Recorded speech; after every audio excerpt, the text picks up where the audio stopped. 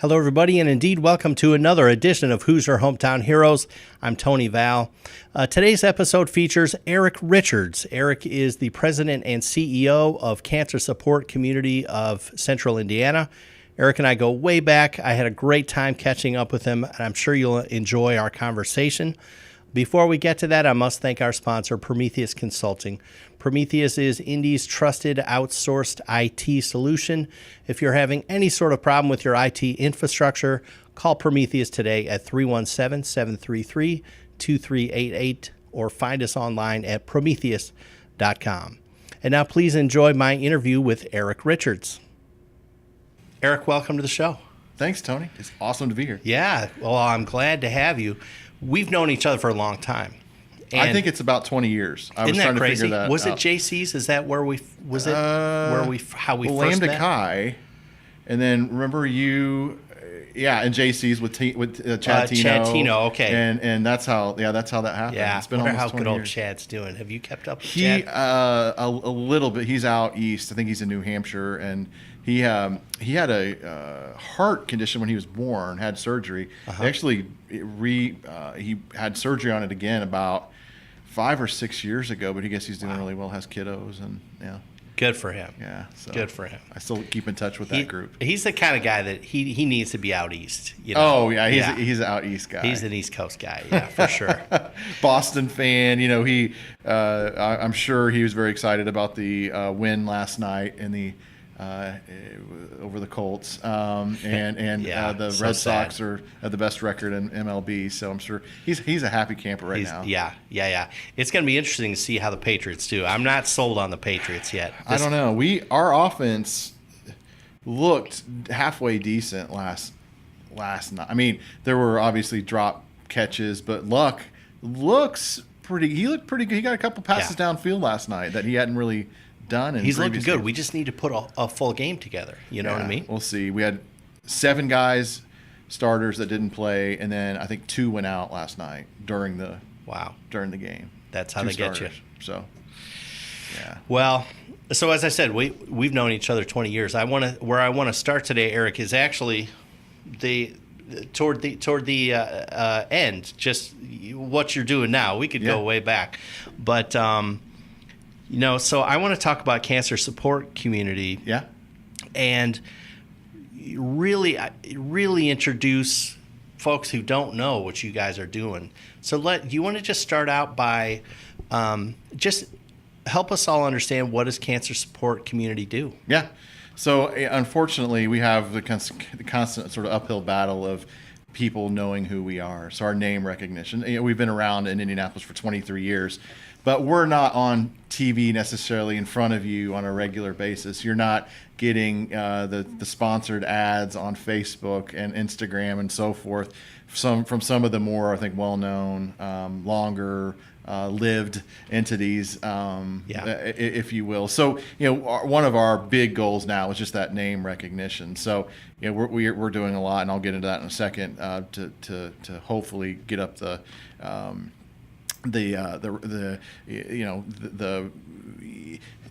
that brand recognition and that household name. It seems like you guys are on the rise. I mean, you've been there between 4 and 5 years. It'll be something 5 like that. years in April. And I think it's on the rise, some of the stuff you guys are doing, and we'll get into it. Yeah, I appreciate that. But yeah, so what do you do? So think of it as we're sort of, our main headquarters is the Paulson Family Center at 71st, is in between Zionsville and Georgetown Road, right across the street from Pike High School in the Pike School District. And the center is sort of a community center for people impacted by cancer. So if you think about it that way, and patients obviously are the big focus, but we also know that family members and caregivers are as impacted as the patients a lot of times when you receive that diagnosis. So it's really a place for anyone impacted, and that's anybody that has insurance, doesn't have insurance, no matter what place you are in the socioeconomic ladder, if for lack of a better way to describe it. It doesn't matter. We serve you or will serve you free of charge. There's never a charge for anything that we do. And we made it that way from the beginning, because it doesn't matter. Cancer does not discriminate. Right. And it doesn't matter what race you are, where you are on the socioeconomic ladder, what your gender is. It doesn't discriminate. Yeah. How many people do you guys serve in a year, let's say? Sure. So in 2017, we served 5,410 to be exact. Wow. Unique individuals. So that's someone coming to at least one of our programs. And I'll talk about that in a second.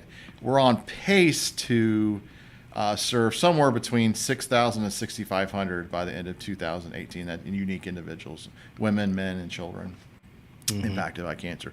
And what we do is sort of that complementary therapy, if you will. So it runs right alongside your traditional cancer treatment, chemo, radiation, surgery, so forth. So we're doing the sort of the body and mind kind of work, if you will.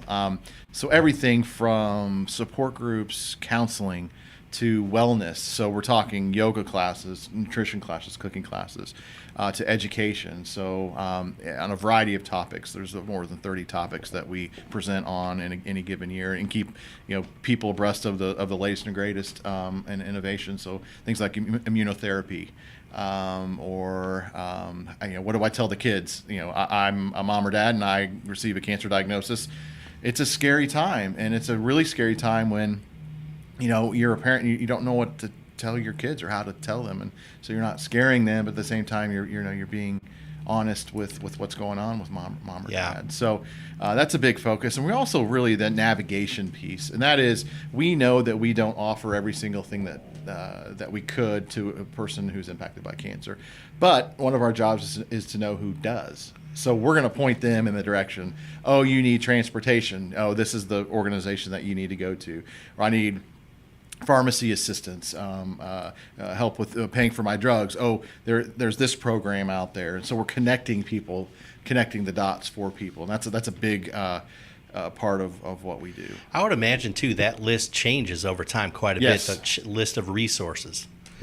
It does, and technologies, and cancer is such a sort of outpatient disease now. And what I Wow. mean by that is, someone goes into infusion for 3 hours, leaves, and people go back to work, or do that during their lunch. It is such a sort of transient type of the way that they treat cancer is so different than it used to be in the beginning days, and so now people live these lives, and in some types of cancers, it's become a chronic disease. So they take an oral pill, or maybe going in for an infusion every 6 months or every month or what have you, and they live the rest of their life with this cancer at bay inside their body, and they end up having heart disease or whatever when they finally leave this world. So did they call that a cure then, or remission, or it's not a cure, it's maintenance essentially. Wow.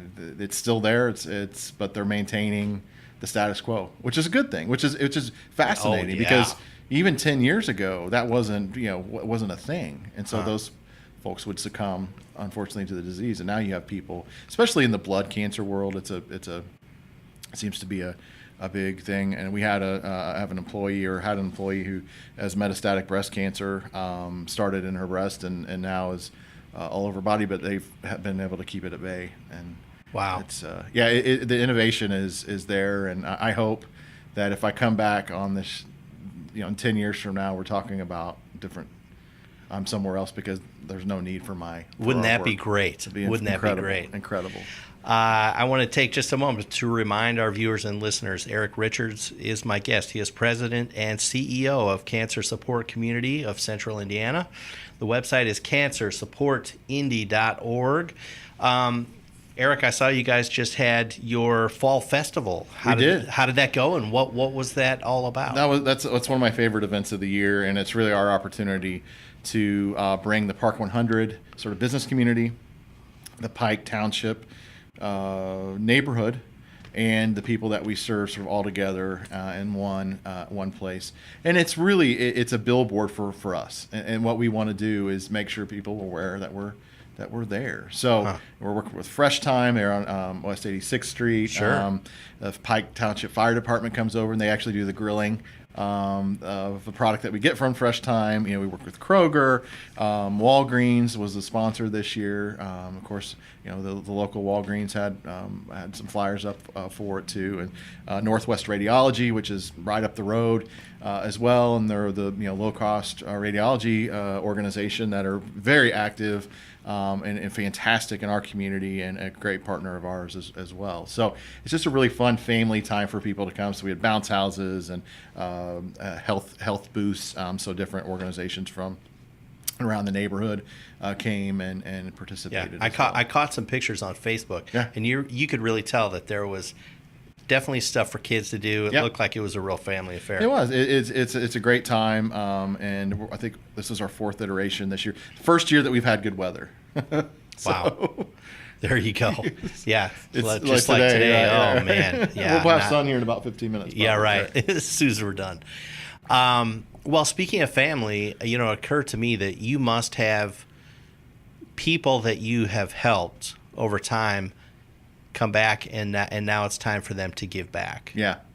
That's got to be pretty cool. It's very cool. And one of the unique, in my career, whether it be,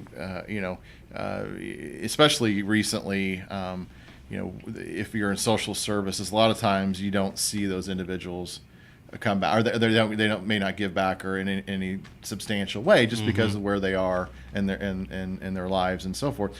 And here, because we serve such a vast and diverse group of people from, again, the whole socioeconomic ladder, we have individuals who might be a little wealthy and actually become donors, which is very unique. And that's great. Or it's like major gift donors, not which is fantastic. So it's a unique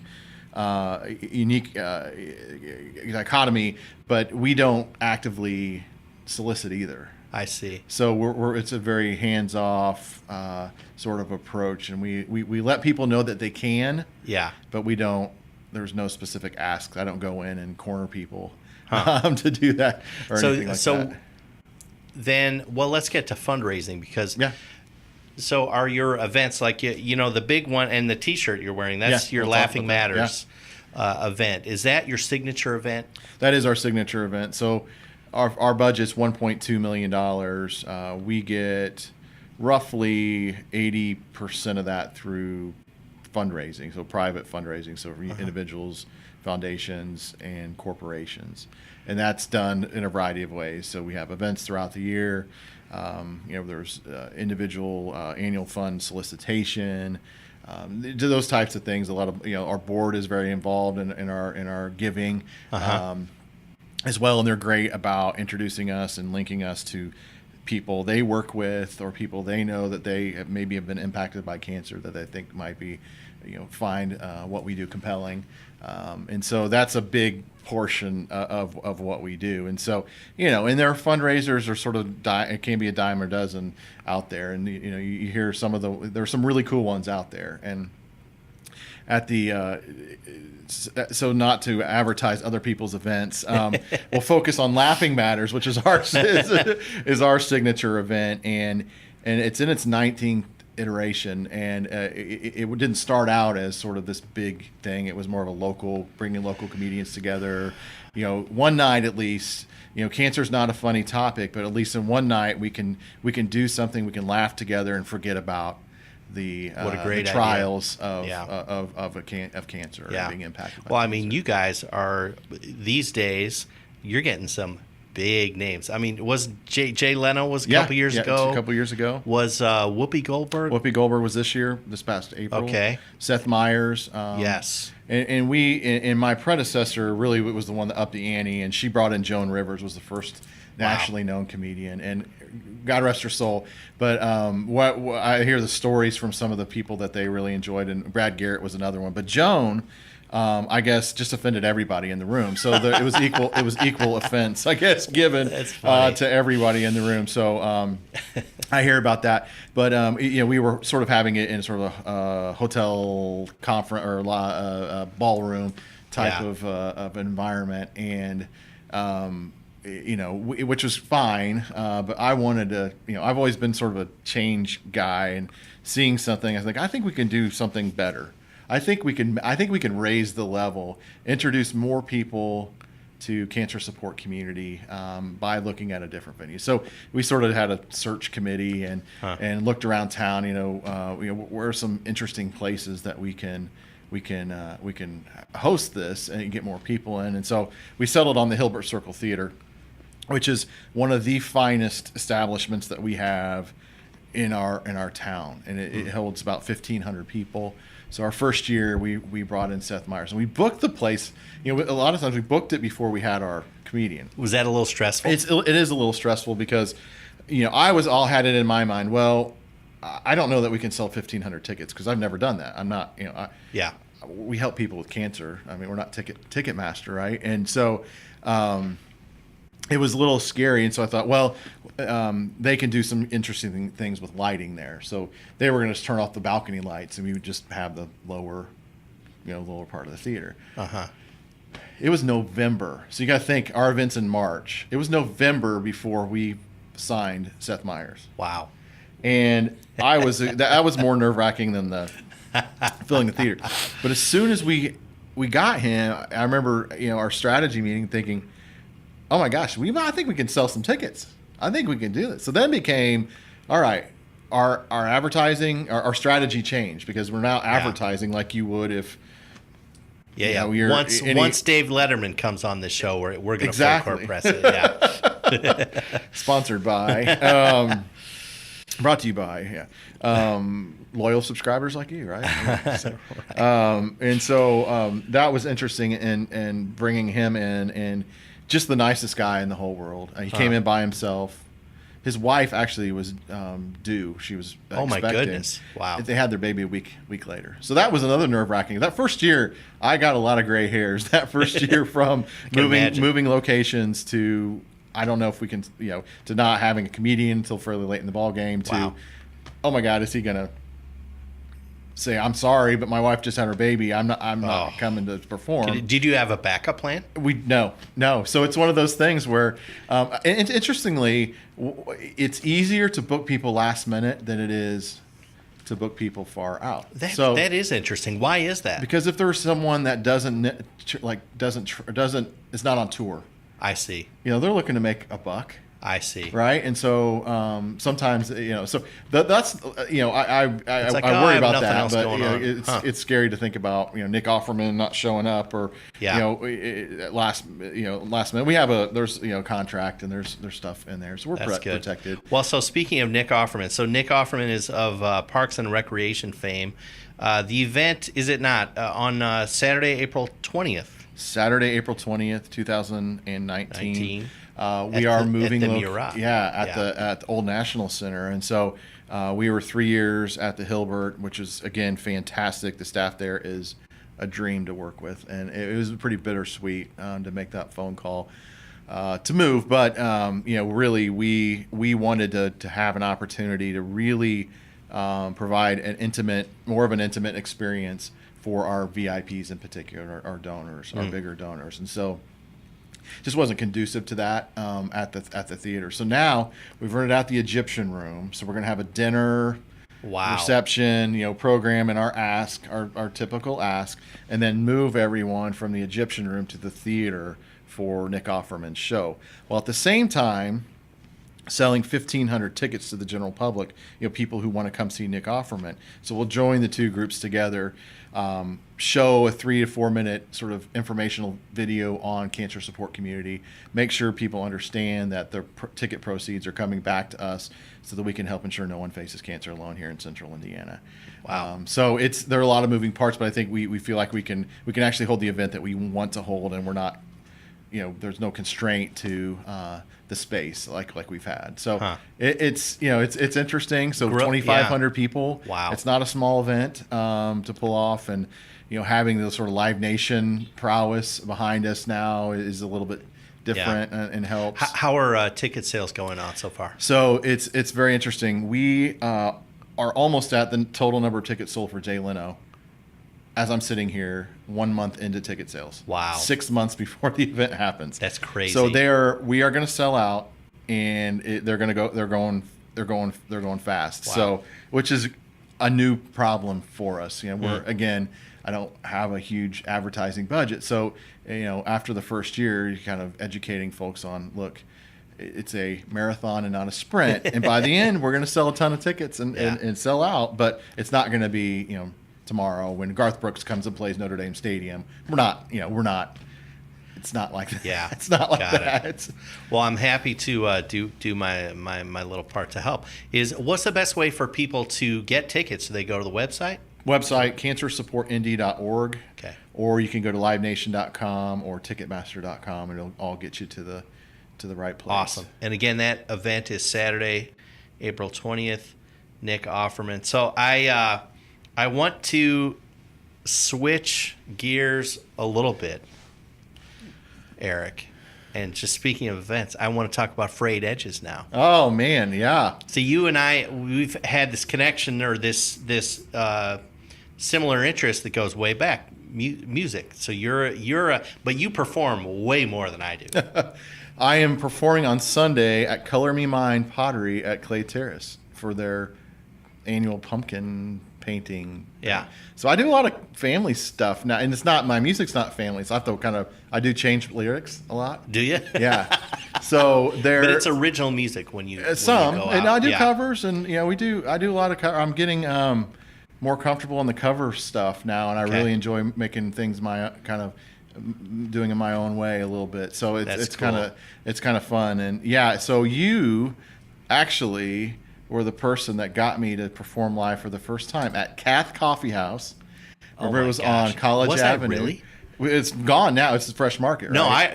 No, I remember the Kath. And you got me to come. They had a songwriters roundtable. Oh my and I came gosh, and, that's and, going way and back. sang us an original song that I had written first starting out, and yeah, so that was That's crazy. Yeah, I totally forgot you about could do that. it, man. You could come on.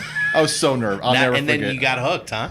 Then I got hooked, and as things happened, I met a guy I went to college with, and ironically, when you actually had time to perform and do that kind of thing, we didn't do it, but we did it after, when you throw careers and families into the situation, and met him, and he and I played some from my hometown, Franklin, and we played some local, coffee house shop type thing, and through my wife met a lady who worked with her at Howard and Craven's in their corporate office, and who was a fantastic performer, had trained classically down at IU School of Music, and just phenomenal voice. And we just started playing these little gigs, and I was sort of the promotions manager or whatever, so I would call these places. And then we brought in a lead guitarist from a good friend of mine from high school, who is a great guitarist, but he had been in a more of a rock band, so it was sort of a little different change for him. And then, it's funny because over the years and just sort of watching Facebook and that sort of thing, you guys played a lot. We were out about every week, at least once a week, and in particular in the summer months with the acoustic sort of band, and Broad Ripple, and we did Monkey's Tail, and wow, all sorts of special events. I did one for Noble back in this year. I saw that. Nikki and I. I can't remember what it's. The garden. The opening of the Flower and Patio show. Oh, and so they actually kick off, and it's inside with all this stuff. Yeah, they have a name for that event, and I can't remember what it's called. But so I know exactly what you're talking about. I play a lot of Hubbard and Cravens and Carmel. That's my kind of main on the patio on Saturdays, as the farmers market is shutting down, and I've been hired for people hearing me on the patio. So last year, a lady and her husband and friends were there, and she hired me to come play her 40th birthday party at somebody's pool. I knew no one. What? I was like, I'll show up. And yeah, you never know who your music's going to touch. The weirdest one I have is so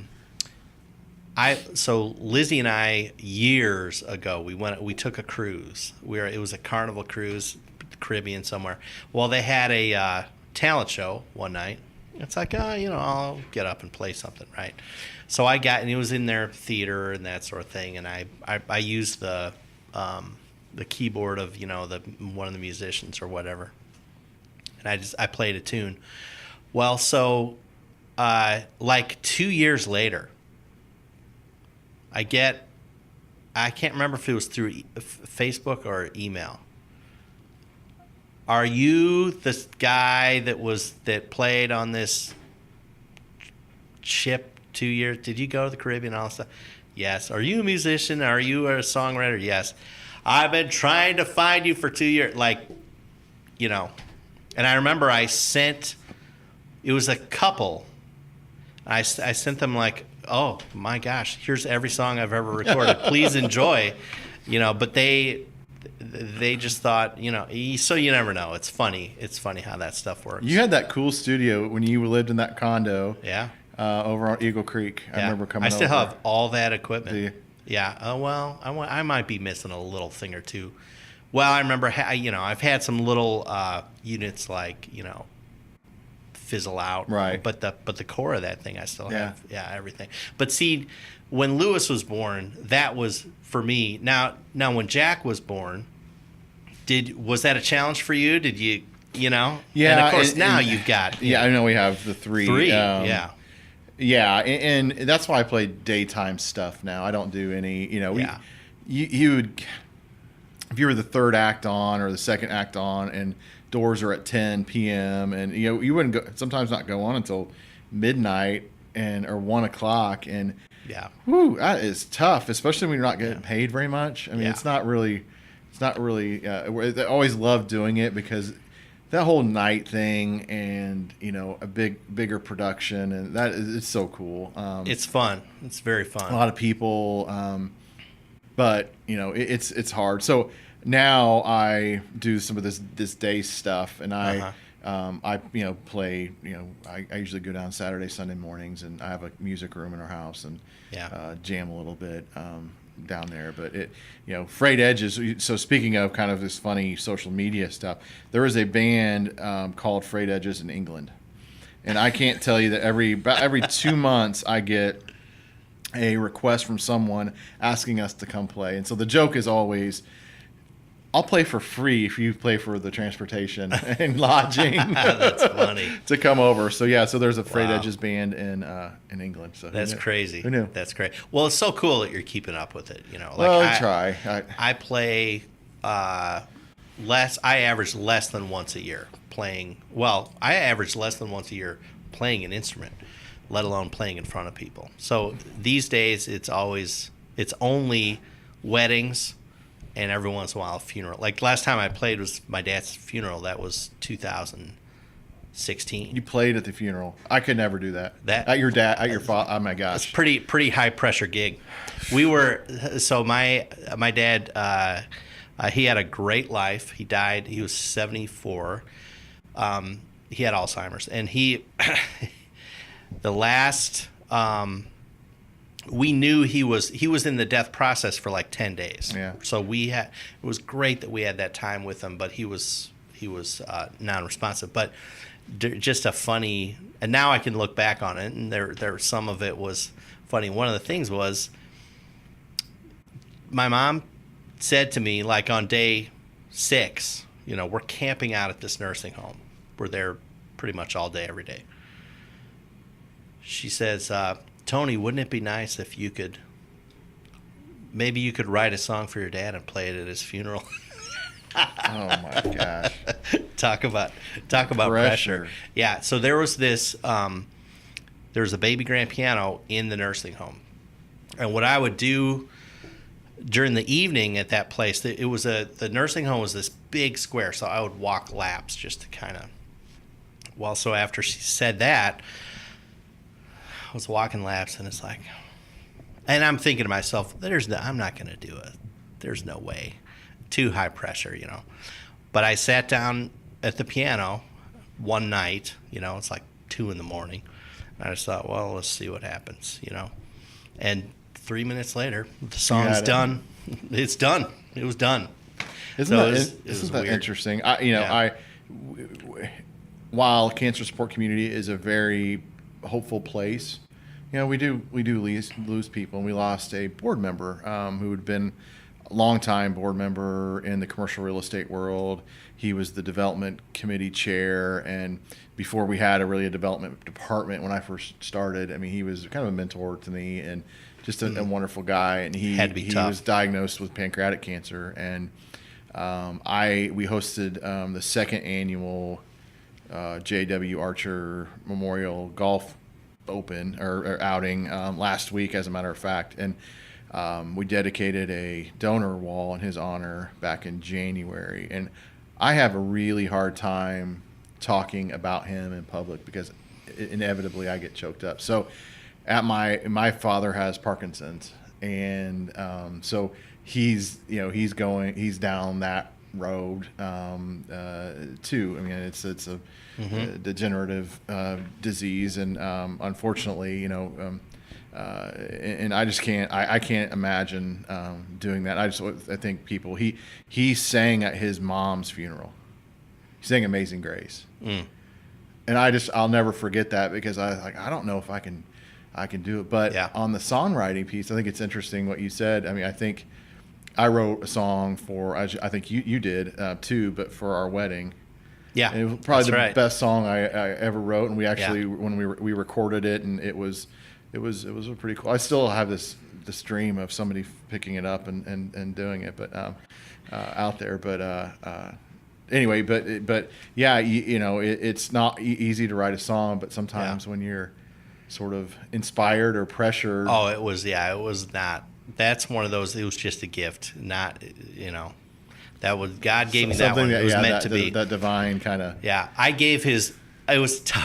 Again, I can laugh about it now, and I'm very, very glad I did it. But I gave his eulogy too. So the way it went was, I gave his eulogy. I was like, whatever, 10-minute speech or whatever, and I gave the eulogy. And of course, in the back of my mind, it's like, oh man, I got to go over there and play this song. Well, applause after the eulogy. I said, oh, I wasn't expecting that. The piano. So I had just written the song, right? And I would practice it at the nursing home. Well, the piano at the church was like tuned differently. Oh, no. So it was, and then the other thing what was it? Was it off key, or was it? It was in tune. Okay. I think it was maybe just a little higher than. Yeah. But it was in tune. It wasn't out of tune, but it was just different, and that threw me out. And then the choir, they had a terrific choir at his funeral, just fabulous. Well, they happened as I'm sitting at the piano. I'm really facing fairly closely all these choir members who are just staring at me, and giving me looks of encouragement, all that stuff. But it just everything threw me off. That was the toughest song I ever performed ever in my life. But emotionally and physically. For a variety of reasons, right? Everything was I hadn't played piano in probably a couple of years, other than those couple of days, and but it's like riding a bike, right? It is. Well, to the point where I don't. It's nerve-wracking sometimes because I don't understand how I can do it. Like, I can't. If I sat down at a piano now, I honestly would. I would tell you, I feel like I couldn't do it. But I've had enough experience to know that if I did sit down at a piano, somehow music would come out. I don't know how, because I can't visualize. I can't visualize how that all works. But I was at an event a few years ago, and it was like a convention thing, and someone was gonna do a song for I can't even remember why, and there's a piano there, and so there was a singer and there was a piano, and she's like, would anyone be able to play the piano for me for this song? And of course, I don't raise my hand because you wouldn't. Yeah. Well, someone knew me. It was like, he can do it. So I said, no, I can't. No. She said, I've never even heard of the song you're talking about. How could I play it? I can't read music. She didn't even have music. She says, well, I have it on CD. I said, she says, I'll play it for you. I said, that's fine. I can't do it, but sure, play it. She played it one time. I sat down on the thing, and I played it. How? I have no idea. It's the weirdest. I was just as shocked as everyone else. It's strange, so I don't get it. But anyway. That's fun. That's yeah, but fun. It's so cool that you're keeping up with that. For this Laughing Matter, speaking of, for Seth Meyers, during our program, we actually hired this really great local band, and these musicians are just phenomenal, and they play events and things. And what are they called? Well, they have different names. Okay. And I'm going to totally botch it. I'm sorry, guys. I promise you. Well, I'm I'll make putting it you on the spot here. I get it. To you. Tell me later. I'll superimpose. It was like it wasn't really one. They were sort of a collaboration. Right. No, I totally get it. Of different people. Chris Stone is the lady. Darren Vincent is the two guys that we two people that we met, and he's a keyboard player. She's a phenomenal singer. So we did our program was this sort of montage of different things that we would intermix music into it and talk about our mission and programming, and so they of course. Well, Eric plays guitar. Eric should do a song. So I did "Stand By Me," and of course, being the artiste that I am, right? I couldn't do it just straight up because I don't like to play. I don't know if you ever play covers or when you do. I don't like to play it exactly like the artist does. Right. For one, and then I could keep like some people are so methodical that if song's done. I cannot go. I've seen it. I can't keep playing. Right. I'm like, I'm kind of a jam band kind of guy. I'm not a big jam band person per se, but that's what kind of I like. So I did my own version of it, thinking, the band will just keep up. And then so I got there, and they've got this whole arrangement for the normal song, and I don't. And so that was really interesting because I've never been around, and my bandmates are phenomenal, but these are, award-winning. Some of them backup art musicians. So they were like, we're gonna have to figure this out. So I ended up doing most of it like solo sort of background, and so they heard me play it one time. It was super cool, but that was nerve-wracking in front of 1,500 people. In the role, right? I wasn't in my music role. I was in my cancer support community role, so it was made a little. I can kind of hide in my music role. I can't hide in the other one very well. Yep. So, well, speaking of your cancer support community role, let me give the info just one more time, and before my equipment melts down here. Eric Richards has been my guest. He is president and CEO of Cancer Support Community of Central Indiana. The website is cancersupportindy.org. Don't forget the Laughing Matters event with Nick Offerman. That is Saturday, April 20th, 2019 at the Murat. Eric, it's been awesome to catch up with you. Thanks for coming on. You too, Tony. Thank you for the opportunity. Appreciate it. My pleasure.